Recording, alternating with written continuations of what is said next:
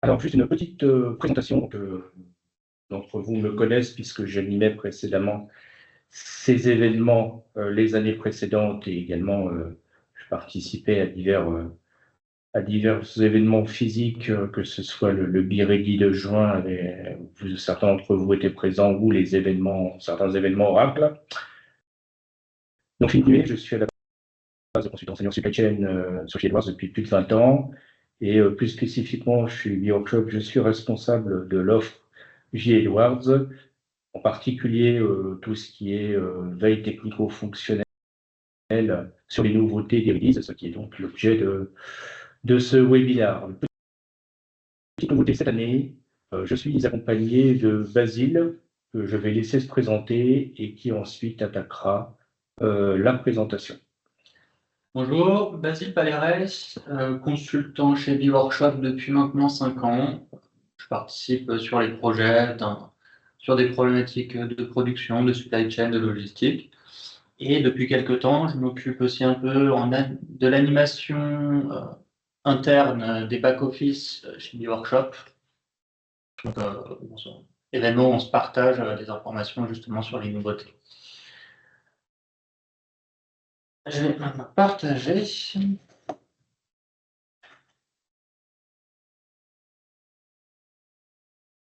Donc, nous allons aborder 3 points principaux, les nouveautés tools, les nouveautés apps, et puis un petit temps pour les questions-réponses. Attaquons dès maintenant. Nouveautés tools, nous sommes sur la 9.2.26. Petite nouveauté là, on voit qu'on est sous le nouveau format de codification d'Oracle, le point 26. Avant, on était en 9.2.9. Ils ont maintenant décidé d'utiliser comme numéro l'année en cours. Donc, release 26 cette année, release 27 l'année prochaine.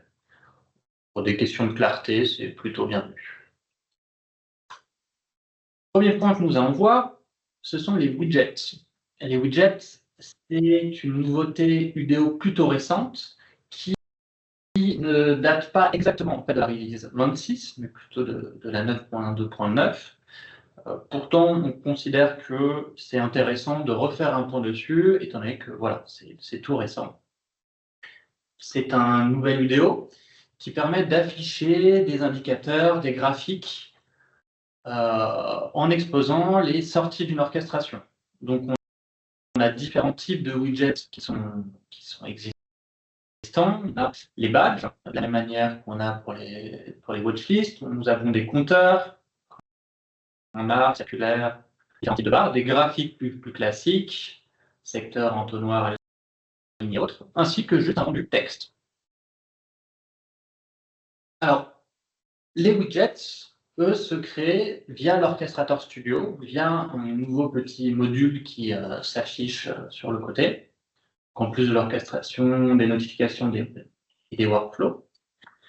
Ils peuvent être créés donc unitairement de cette manière-là, ou alors directement depuis une orchestration, ce qui est le plus pratique. Donc, le principe est, je le répète, est vraiment de récupérer ce qu'on sort d'une orchestration. Donc, soit on va interroger des données qui proviennent par exemple de JDE, ou alors on peut venir interroger des données en externe via une API. Typiquement, ici, on vient récupérer des informations de météo. Donc, à partir de ce widget, je vais vous le montrer ensuite dans l'Orchestrator Studio, on peut sélectionner le type de widget qui nous intéresse. Donc, et ensuite, on aura des sous-paramètres qui seront propres à ces types de widgets. On indiquera ensuite un titre, potentiellement une transaction qui se lancera automatiquement quand on cliquera sur le widget. Et enfin, les données d'entrée ou de sortie du widget. Donc, je vais sortir un peu de là et je vais vous montrer sur J2 à quoi est-ce que ça ressemble un petit peu. Donc, par exemple, ici, je vais faire un petit méli-mélo de différents widgets que j'affiche sur une page composite. C'est vrai que je ne l'ai pas précisé, mais ça ne s'affiche pour l'instant que sur des pages composites. Oui, en effet, normalement, dans la roadmap, il doit être prévu prochainement de pouvoir les mettre en café one à un écran. Oui, voilà. c'est bien ce que je pensais. Et on voit ici que, par exemple, si je clique sur Head Orders, ça m'amène directement vers l'application qui a été définie derrière. Voilà un peu à quoi ça ressemble sur la page Composite. Alors, c'est un petit peu de temps à charger, c'est normal. On reviendra plus tard, plus en détail, sur les possibilités de cet écran-là. Dans l'Orchestrator Studio, donc le nouveau petit module qu'on voit ici, Widget, et quand je le sélectionne, je vois différents widgets qui sont possibles. J'en sélectionne par exemple un. Je vois ici la possibilité de choisir mon type de widget avec son nom, mon titre, la potentielle application, alors là qu'on n'a pas mis, mais vers lequel on redirige quand on clique dessus. Ensuite, plus spécifiquement, comme j'ai sélectionné Meter, j'ai différentes problématiques, différents choix qui sont propres à ce type de widget-là, quelques fonctionnalités de design et autres. J'indique ensuite ici l'orchestration à partir de laquelle je viens récupérer les informations de ce widget-là. J'indique que je peux mettre une valeur en entrée.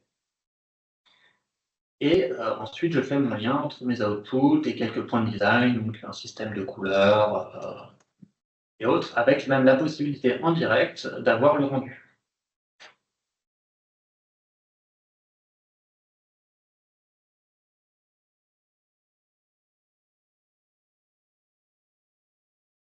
Donc, on a vu que le widget, on peut le rajouter sur la page Composite. On a différentes possibilités. On va pouvoir l'agrandir, le masquer ou rafraîchir les données. Et sélectionner du coup depuis cette petite tuile des informations, donc des valeurs par défaut, l'autorisation de mettre une entrée manuelle pour ce widget-là. Donc, concrètement, à quoi ça ressemble? Celui-ci, oh là là, il y a beaucoup d'informations. On a du mal à lire ce qu'il y a dessus. Je vais pouvoir l'agrandir pour avoir plus d'informations, des notes précises. Alors là, il y a beaucoup de données, mais c'est déjà plus lisible.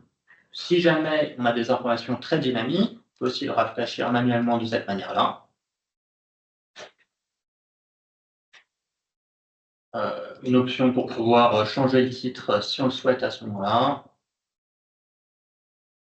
Voilà. Alors, on voit ici qu'on a aussi la possibilité, quelquefois, si on l'autorise, de mettre des données entrées. C'est-à-dire qu'on peut variabiliser les données qui s'affichent sur le widget. Alors, par défaut, par exemple ici, au niveau de la température, mon ami, ce sont des données météorologiques donc, qui concernent des emplacements. Par défaut, on a mis celle-ci, mais si j'en ai d'autres, et je tape Entrée, eh bien le widget s'actualise. On pourrait voir ça sur des types de commandes, par exemple, des clients, pour voir un encours de commande, par exemple. Ce sont des possibilités. En termes de page Composite, à quoi est-ce que ça ressemble? Donc, je veux gérer ma page Composite. Je vais la réserver pour pouvoir interagir avec. L'ajout d'un nouveau module se fait via cette petite entrée de menu widget qui a été rajoutée, que je viens déposer à un endroit n'importe, avec un nom. Et ensuite, à partir de là, je viens rajouter un widget qui est disponible, indiquer si je viens remplacer le titre ou récupérer le titre actuel, quelle est la valeur par défaut que je viens indiquer, et autoriser ou non, dans le widget sur la page Composite, justement une entrée pour variabiliser cette donnée.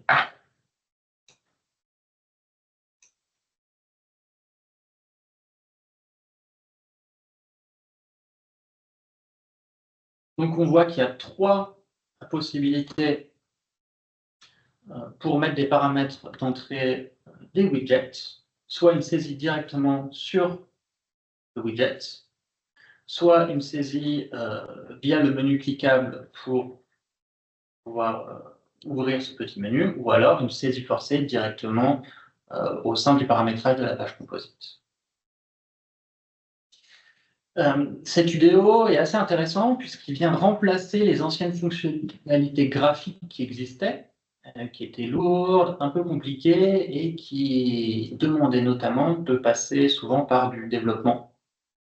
Ici, on a une fonctionnalité no-code, accessible à toute personne, tout sachant faire sur JDE.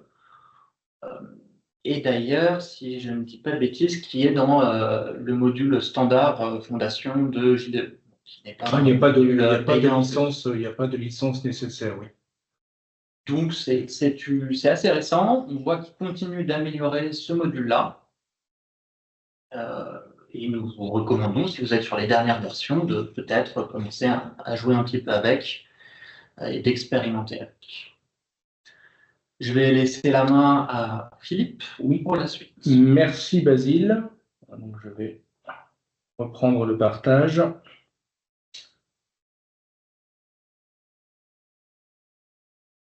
Alors, donc le widget, évidemment, nouvelle vidéo phare amenée en cours d'année de Release 25. Mais Oracle n'a pas délaissé les autres types d'UDO. Hein. Alors, une nouveauté, bon là, je ne vais pas vous démontrer en live, parce que c'est assez mineur, on verra après, pour d'autres éléments plus importants. Donc, vous savez depuis longtemps qu'on pouvait mettre des alertes en badge sur les tuiles d'une one page. C'est également le cas des widgets que vient vous présenter Basile, pour ceux évidemment qui sont définis en tant que badge. D'ailleurs, je rajouterai une petite chose à ce sujet, c'est qu'ils ont unifié un peu la gestion de ces widgets badge avec les alertes et qu'on retrouve également les widgets dans le menu déroulant des alertes que vous trouvez dans le menu général, dans la barre de menu général en haut. Voilà. C'est normal, c'est un petit peu la même fonction. Donc là, la nouveauté, c'est également la possibilité de mettre des notifications sur ces badges. Là, ce qui est logique aussi. Hein. Et j'en profite pour rappeler une nouveauté qui est arrivée également en cours d'année, donc pas directement dans la 26, mais également récente. C'est la possibilité de mettre ces badges, non plus seulement sur les tuiles, mais sur les connecteurs, hein, les flèches, qu'il y a qui permettent de relier deux tuiles entre elles. Voilà. Donc maintenant, tous les types, que ce soit alerte, notification ou widget, sont positionnables en badge, soit sur les tuiles, soit sur les connecteurs.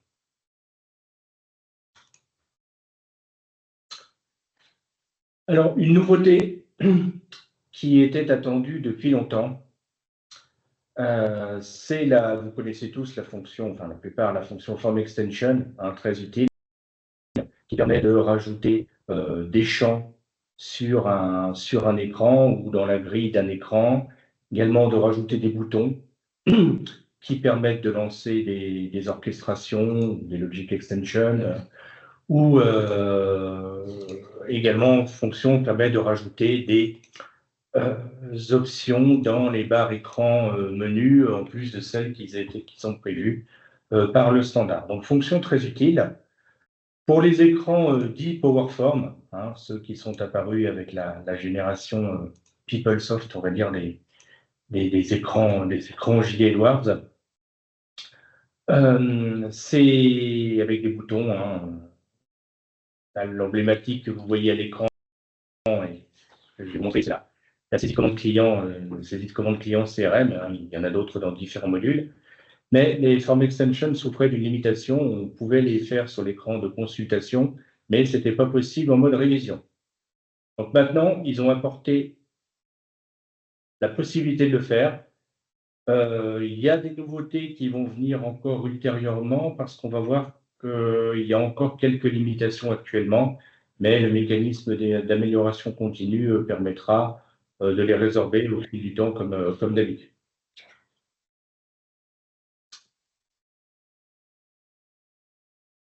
Alors, si je vais dans JDE rapidement.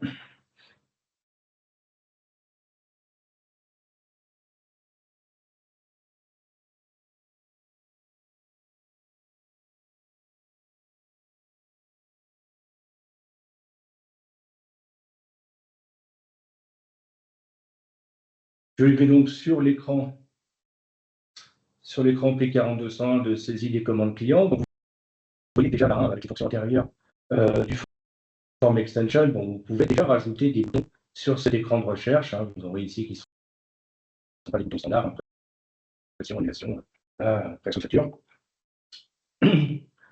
Je rentre en révision sur une commande quelconque. Et vous voyez que maintenant, en haut à droite, vous avez le petit icône Form Extension qui n'était pas disponible avant. Donc là, je suis sur en tête, mais je vais poursuivre sur les lignes. Et je rentre en création de Form Extension. Donc d'emblée, vous voyez un message que vous donne Oracle. Hein. La fonction première, originelle, on va dire, des Form Extension, c'était de pouvoir ajouter des champs sur les écrans, enfin, qui doivent être prévus dans la vue qui allait à l'écran, mais du moins, quand il n'avait pas été prévu directement dans la grille ou dans l'entête quand il y en a un. Vous voyez qu'ici, la fonction n'est toujours pas disponible. Elle est dans la roadmap, et dans la roadmap vraiment planned. Donc, selon toute vraisemblance, elle arrivera dans une des prochaines sous-releases de la 9.2.26 cette année. Voilà. Sur l'écran sur lequel je suis, ce n'est pas forcément dommageable parce que la saisie de commande client CRM comprend la quasi-totalité des zones opérationnelles dont on a besoin pour une saisie de commande client qui sont dans la grille. Reste quand même, hein, vous le savez, dans toutes les tables JDE, enfin la plupart, il y a des zones user. Donc là, si on voulait ouvrir la zone user en saisie, encore maintenant, ça serait obligé de passer par du développement ou à utiliser le P4210 à la place et pas le P4201, mais ça devrait arriver bientôt. Par contre, on voit qu'on a déjà la possibilité de rajouter des boutons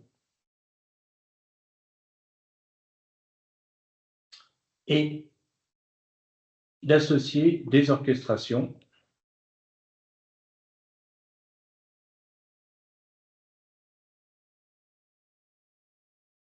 quand je clique sur le bouton.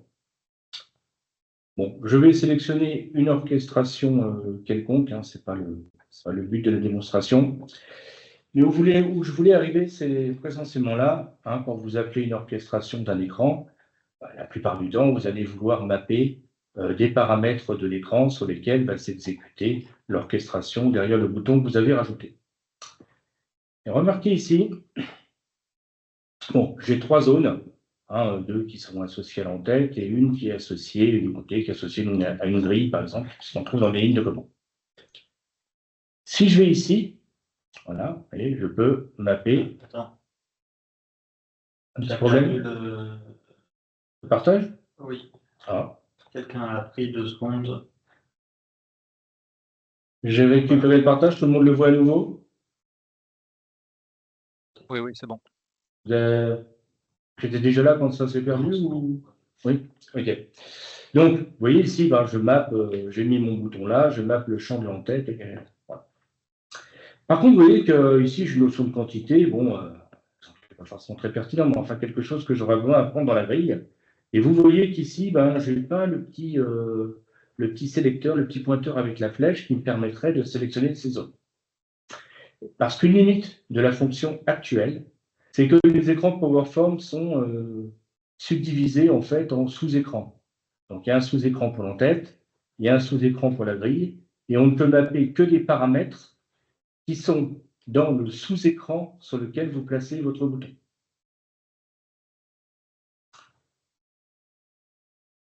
Alors c'est quand même une limitation pour le moment, parce qu'un cas d'usage assez important, je supprime mon bouton, sur les écrans, c'est généralement à la validation d'un écran qu'on va vouloir lancer une orchestration qui va faire un traitement complémentaire que ne fait pas le standard. Or, vous voyez ici, si je fais associer orchestration et que par l'événement sur lequel je veux planter, on va dire la validation de la commande,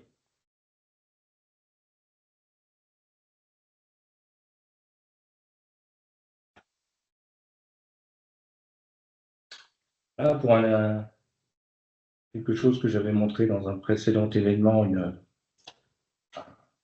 un envoi de message d'un workflow crédit sur une validation de commande. Et bien, vous voyez dans les paramètres d'entrée, évidemment, à ce workflow de crédit, je vais vouloir passer mon numéro de commande.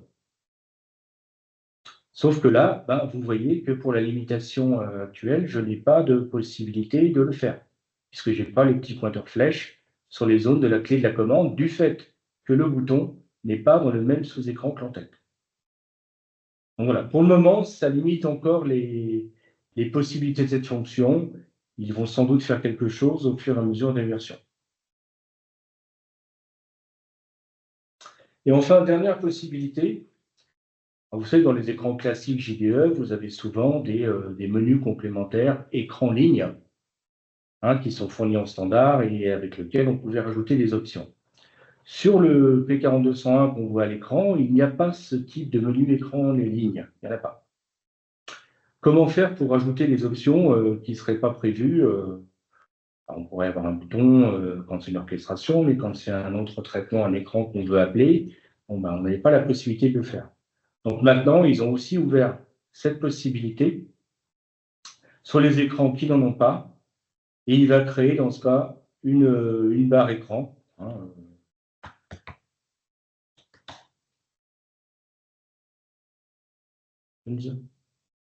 Là, j'appelle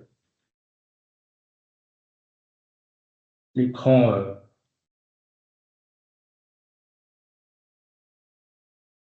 des accords de tarification, par hasard, mais vous voyez que pareil, j'ai la même limitation que pour les boutons, je ne peux pas mapper par exemple sur l'ajustement qui serait, l'accord qui serait sur la commande parce que je ne serais pas dans le même sous-écran.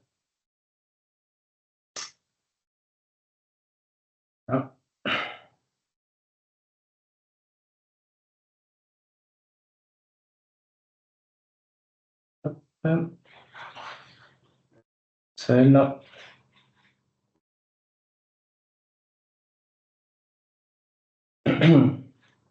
Je vais là, mais on voit que maintenant, il m'a rajouté une option forme qui n'est pas sur le standard, mais qui permet donc de rajouter des transactions, alors que ces barres, même si cette barre n'était pas prévue à l'origine sur l'écran.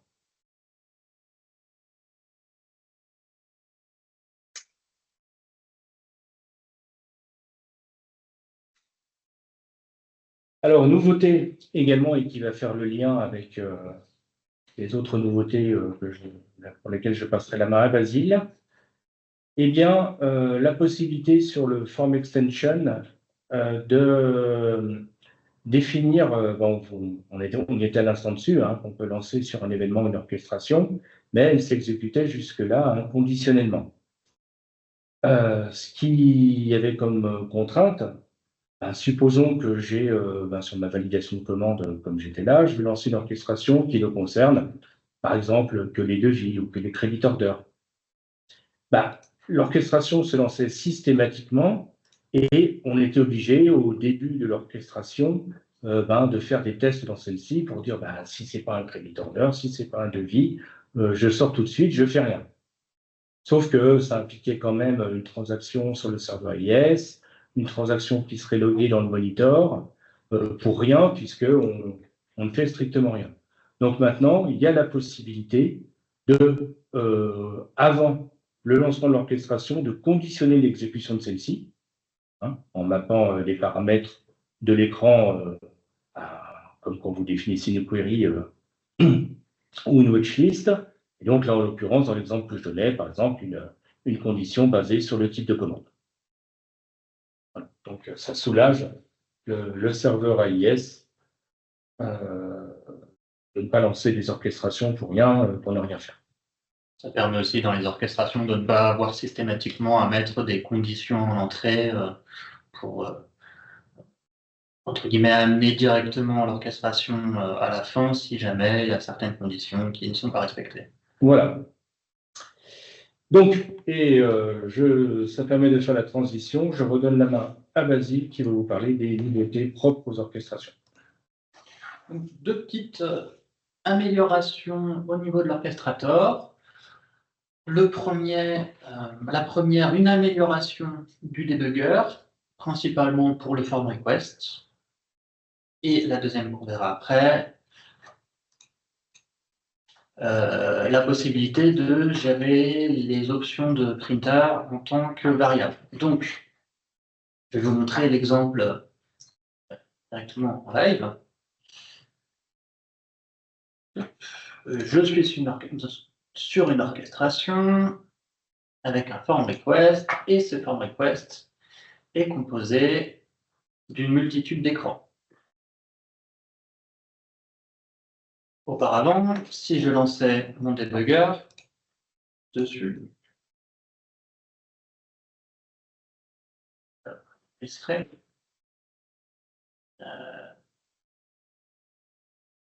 eh bien, si j'avais un problème sur ce form request-là, j'aurais juste une erreur classique, une petite croix rouge, et puis j'en saurais pas vraiment plus de à quel moment est-ce que l'erreur s'est produite. On a maintenant, on voit déjà un petit 0 sur 8, qui est en fait la somme des différents écrans que j'ai, et là je vois qu'en fait c'est à l'écran 4 sur 8 que j'ai le problème, et notamment avec le message qui correspond. En fait, j'ai mis là-dedans une information, un code 5, qui n'est pas existant dans l'UDC 42SP. Belle amélioration quand on a des problèmes sur les form requests. Et on a en plus la possibilité maintenant d'avoir cette petite option Step Into, qui nous permet de revoir pas à pas ce qu'a fait le form request.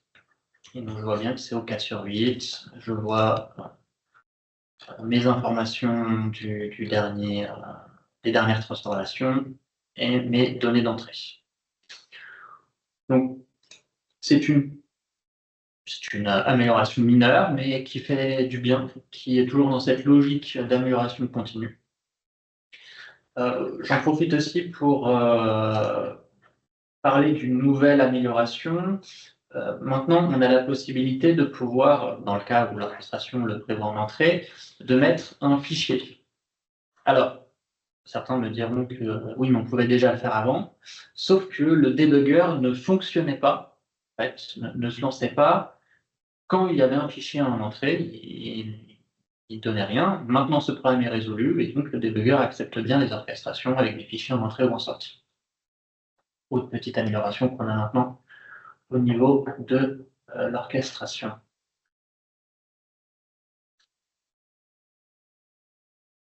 Et le deuxième point, c'est qu'on voit maintenant que dans les reports, report definition, dans les badges qu'on lance vers orchestration, on a la possibilité de définir les paramètres d'impression variables, le nombre de copies, le nom de l'imprimante sur lequel on va faire sortir cette édite, par exemple.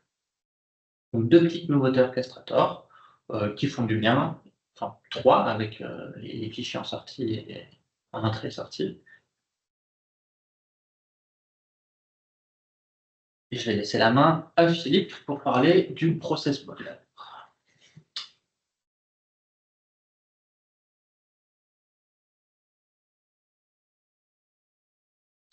Merci. Alors juste par rapport à ce que vient de montrer Basile, le debugger sur les form requests, c'est effectivement une avancée intéressante.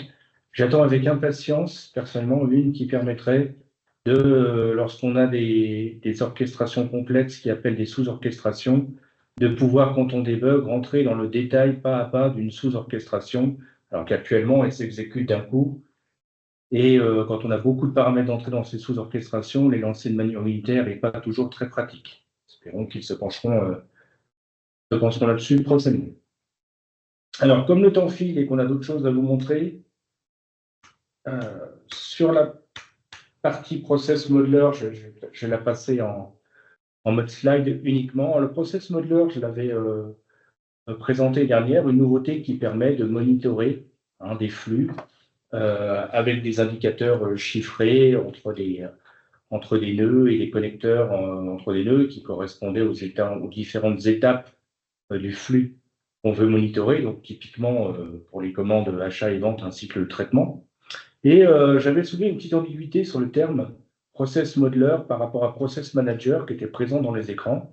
Pour moi, la deuxième acception du terme était plus adaptée parce qu'en fait, on ne pouvait pas designer ces process soi-même, mais simplement on pouvait les tuner à partir de templates qui étaient fournis par Oracle et téléchargeables comme n'importe quel autre UDO. Alors ça reste vrai, mais on voit qu'au fil du temps, avec les nouveautés qu'il apporte, Oracle se rapproche de plus en plus de l'objectif qu'ils veulent à terme, et qui est d'ailleurs spécifié dans la roadmap pour ceux qu'on a pu le voir, qui est de vraiment permettre aux utilisateurs de designer complètement leur propre processus et après, évidemment, de les exploiter dans la fonction. Et là, le terme Process Modeler prendra tout son sens. Donc, les nouveautés qui vont dans cette direction qu'ils ont apportées, auxquelles ils veulent arriver, déjà, la possibilité de gérer des processus imbriqués, donc là, c'est arrivé un petit peu avant la release 26, comme c'est mentionné là.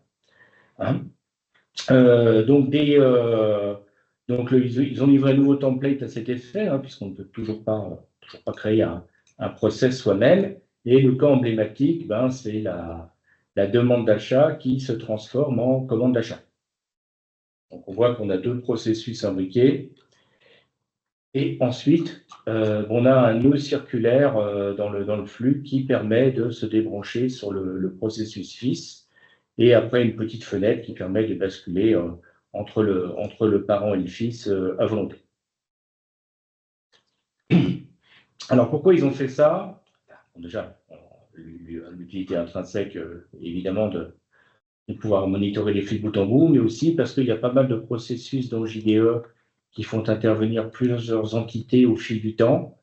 Pour autant que je sache, Oracle devrait délivrer prochainement un lié au module entrepôt, via un mécanisme de demande de mouvement d'entrepôt qui génère des propositions d'entrepôt, et donc qui donneront lieu à un processus imbriqué comme ça. On pourrait penser aussi au module transport avec la notion d'expédition et de chargement, qui sont deux traitements qui évoluent à des niveaux différents, mais qui sont interconnectés. Alors, en passant, justement, les templates qui sont livrés actuellement s'appuient sur des flux qui sont basés sur les cycles de traitement de commandes, achat ou vente, et y compris le processus imbriqué, puisque les demandes d'achat se définissent aussi en cycle de traitement. Mais ils ont prévu une nouvelle transaction qui, pour le moment, n'est pas utile aux utilisateurs, mais qu'eux vont sûrement exploiter pour ce process entrepôt dont je parlais à l'instant.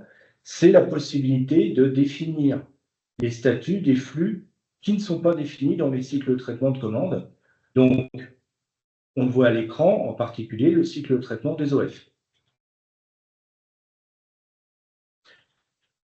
Donc, qui sont gouvernés par des tables qui sont différentes du cycle de traitement des commandes. Et pareil, pour les statuts des demandes et propositions d'entrepôt ou celui des expéditions et chargements du module transport. Donc, eux-mêmes vont sans doute exploiter ce paramétrage pour les nouveaux templates qui vont délivrer dans l'année, et à terme, les utilisateurs pourront les faire eux-mêmes et visiblement générer leur propre template sur leur des processus complètement custom.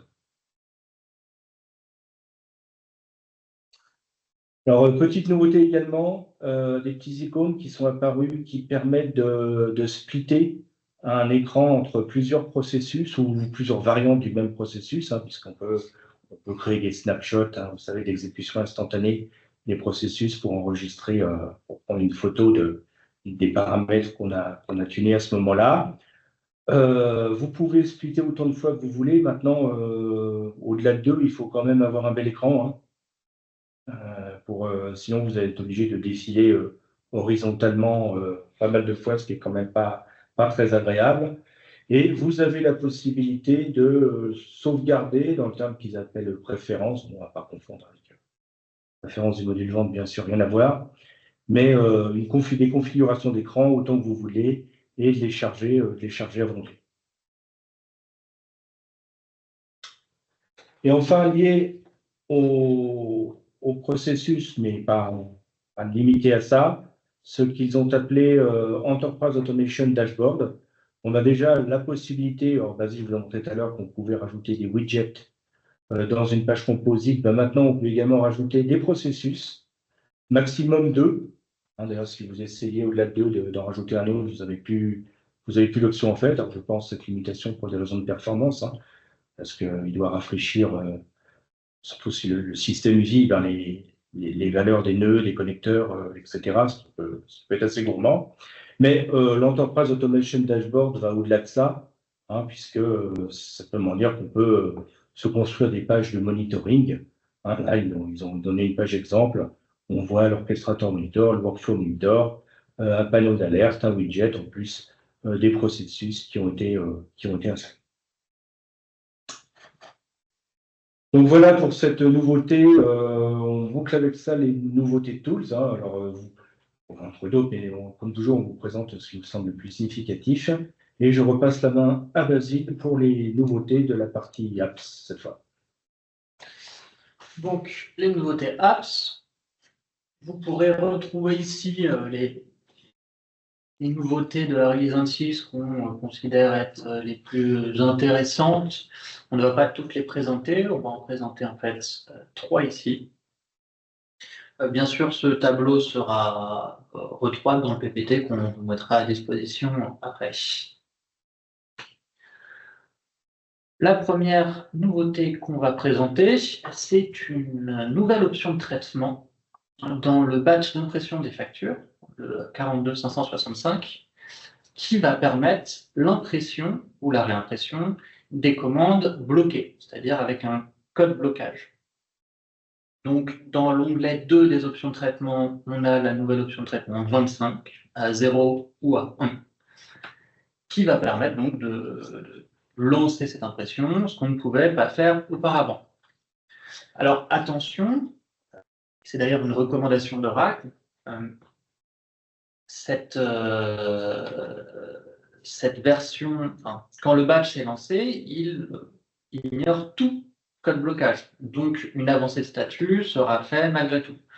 L'utilité de cette option de traitement est principalement pour de la réimpression, puisque avant, on devait venir débloquer la commande, l'imprimer, la rebloquer derrière, potentiellement dans une orchestration. Plein de travail pour quelque chose d'assez simple, finalement. Je vais laisser Oui, je reprends la main. Philippe parler de la délégation de l'approbation avancée. Une belle amélioration. Alors, ce qu'on peut noter avec l'option de traitement que vient de vous montrer Basile et également ce dont je vous parlais là, c'est que c'est souvent des manques qui ont été remontés au fil des années par les clients auprès d'Oracle et pour lesquels peut-être certains d'entre vous ont déjà fait ou prévu des customisations pour pallier ces manques. Maintenant, ils sont définis en standard. Alors, le mécanisme d'approbation de commande fournisseur, je n'ai pas le temps de le redécrire en détail, donc je vais supposer que vous le connaissez, mais enfin, en gros, vous avez ce qu'on appelle un parcours d'approbation qui permet, suivant des seuils, lorsqu'on saisit une commande client, la mettre en blocage, en attente, qu'un approbateur la débloque en fonction d'un seul élément, ou une chaîne d'approbateurs. Donc ça, c'est la fonction basique et la commande ne peut évoluer qu'ensuite, une fois l'ensemble des approbateurs ont donné leur accord. Il y avait un mécanisme basique de délégation, mais qui permettait uniquement de remplacer brutalement un approbateur par un autre dans les différents parcours où celui-ci était désigné comme tel. Voilà. Or, ce qu'on veut généralement, c'est, si la personne revenait, on devait faire la manipulation inverse. Or, ce qu'on veut généralement, c'est pouvoir déléguer une approbation à quelqu'un sur une période définie. Quand il vient immédiatement à l'esprit, évidemment, c'est les congés. Donc maintenant, il y a une nouvelle transaction qui permet de faire ça.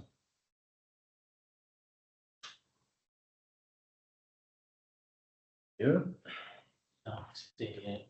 Je ne partage pas. Ah, pardon. J'étais sur le slide. Voilà, donc là, vous devez voir le JDE. Donc, cette nouvelle transaction, P43 281,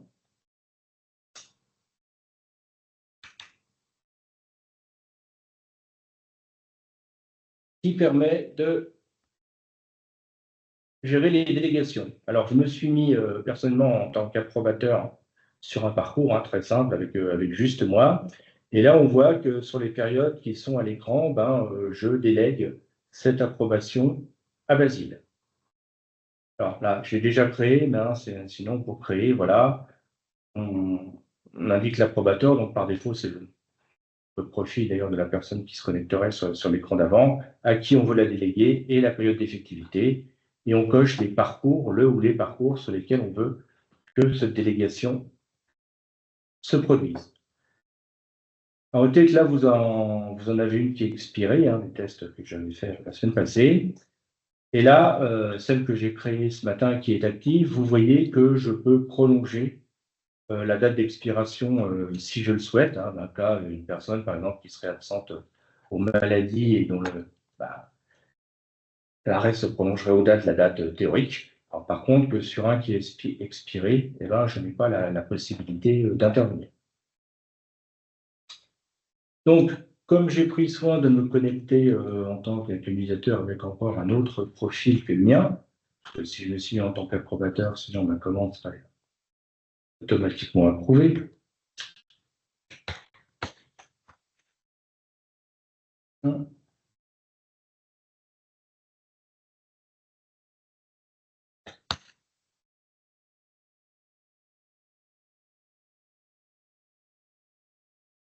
Je crée une commande fournisseur, d'un montant quelconque.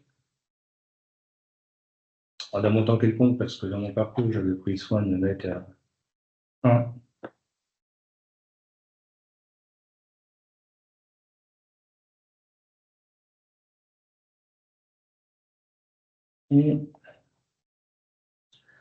Donc, on voit ici, normalement, je dois être en statut à approuver. Si j'appelle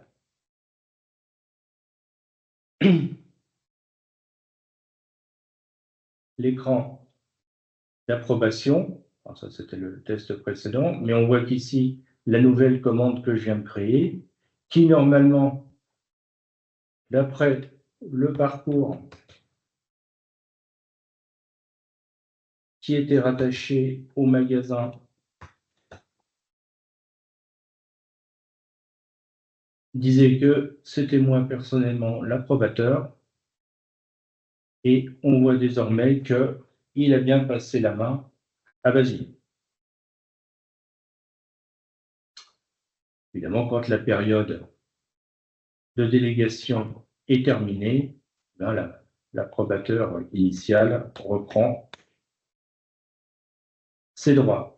Alors, à noter que l'écran vous permet aussi de faire une transaction d'historique, ici, et bien de voir les commandes qui ont été traitées, qui sont à traiter pendant la période de délégation. Donc là, c'est là que je viens de créer ici dans ma délégation nouvelle du 3. J'avais créé une commande test, on l'a vu tout à l'heure, la semaine dernière avec une délégation à cette date-là. 30.02, ça n'a pas trop marché. Voilà, 30.01, voilà. À partir de cette date-là, je retrouve ma commande de la semaine dernière, plus la commande de la nouvelle délégation du jour. Voilà le principe. Donc, c'est quelque chose qui était attendu quand même par beaucoup de clients depuis longtemps. Et c'est une nouveauté qui est appréciable. Et je repasse la main à Basile pour la conclusion de cette présentation sur une fonction qui n'est pas spécialement nouvelle, mais dont on profite qu'Oracle a fait une petite mise à jour technique, je pense, de compatibilité avec les outils web, pour la remettre en lumière. Exactement. On n'est pas sur quelque chose de nouveau, mais on va le présenter suite à ce petit plus. Alors, qu'est-ce que c'est? C'est l'application mobile d'approbation qui qui consiste en fait en une application web standard fournie par Oracle, ainsi que qui est liée à des orchestrations sur JDE aussi fournies en standard, et paramétrable sur JDE. Donc, pour cela, on va venir interroger un interactif, alors entre guillemets, M43083, via le IV. Et à l'intérieur, on aura des options de traitement dans lesquelles on va indiquer deux choses, un type de document, ainsi qu'une version de l'approbation des commandes à indiquer. Donc, à noter que le nom du OC, par exemple du OD, du OP, ne pointe pas vers l'UDC classique des documents 00DT, mais vers une UDC particulière qui permet d'indiquer une description peut-être plus parlante et moins technique. Je vais donc maintenant vous montrer en direct à quoi cela ressemble.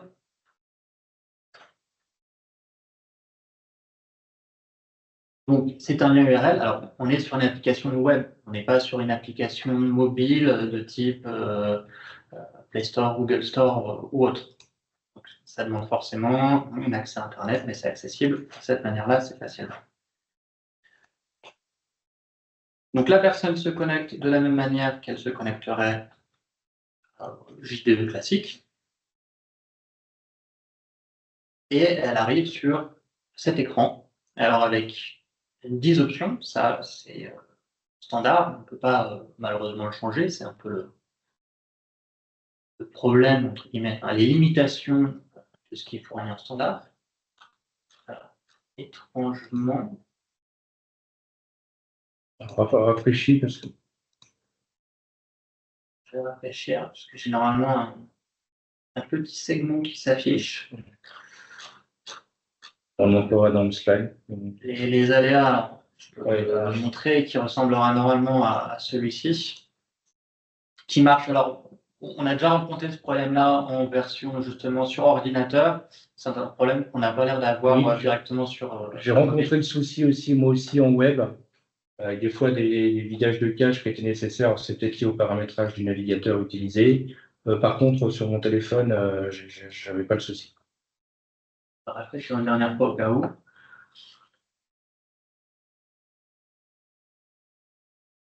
Bon, ce n'est pas très grave. On voit juste en fait la répartition des différents types de commandes à approuver et j'avais prévu en avance 2 commandes d'achat validées.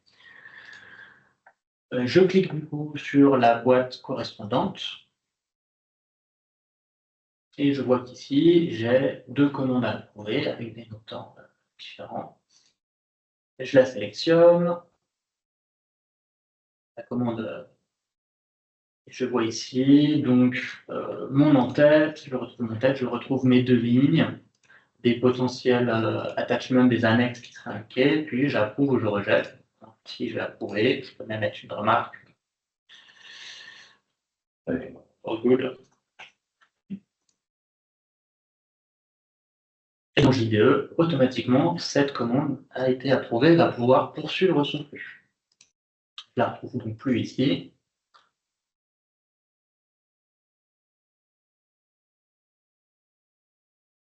Et ici, je n'en ai plus qu'une seule à approuver. Donc, on est passé un petit peu en accéléré dessus. On arrive au fin du webinaire.